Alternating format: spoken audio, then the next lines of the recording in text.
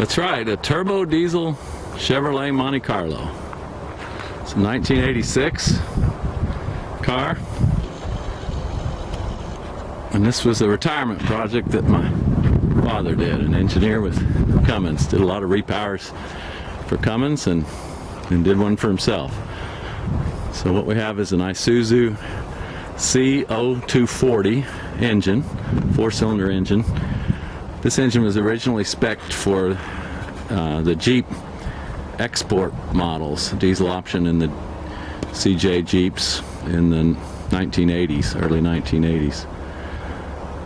My father coupled it up to the original Chevrolet automatic overdrive transmission, but the flywheel and backing plate for the Jeep installation are still available. It's got a whole set turbo was added, and that's basically just a smoke kit, improves fuel economy a little bit. Dad did not turn the fuel up on this, but it does have a little better power, a little better efficiency, a little less smoke. So no wear and tear on the engine. Probably the engine actually likes that. A lot of people used to call those smoke kits. So it's got a vacuum pump that's off a Ford pickup diesel. It's got the Saginaw steering gear that runs the standard Montecarlo. It's got a GM Delco alternator, and then it's got an electric fan. Also a Man and Hummel air filter. We've got a case of spares, and the oil filter. This engine originally came with a canister type oil filter, but it's been converted to a spin-on, and we've got a case of Fleet Guard filters that would go with this. This engine's a pre-chamber, so it runs at high speed well.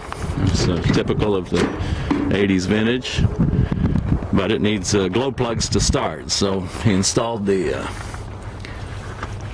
heavy switch and then a glow indicator.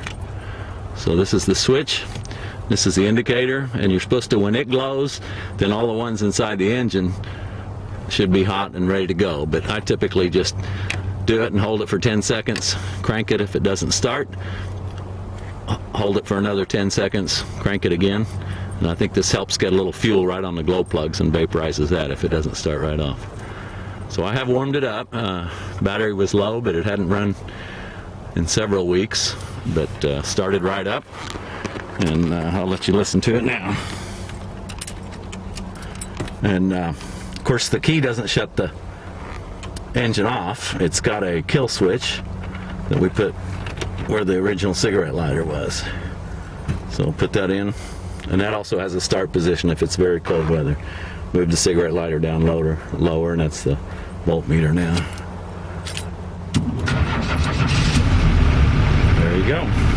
Again, if you want to kill it, just pull the kill switch.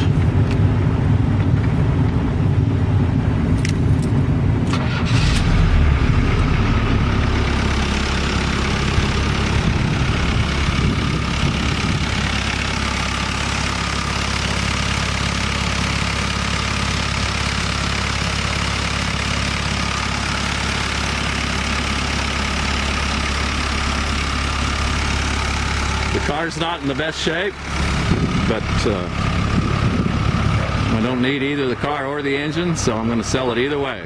You can have the engine and transmission, and I'll scrap the car, or you can have the whole car. It's got a little trailer hitch on the back, it's got a luggage rack, but the car's really not in very good shape. There's rust, and interior's a bit leaky, the roof's kind of shot.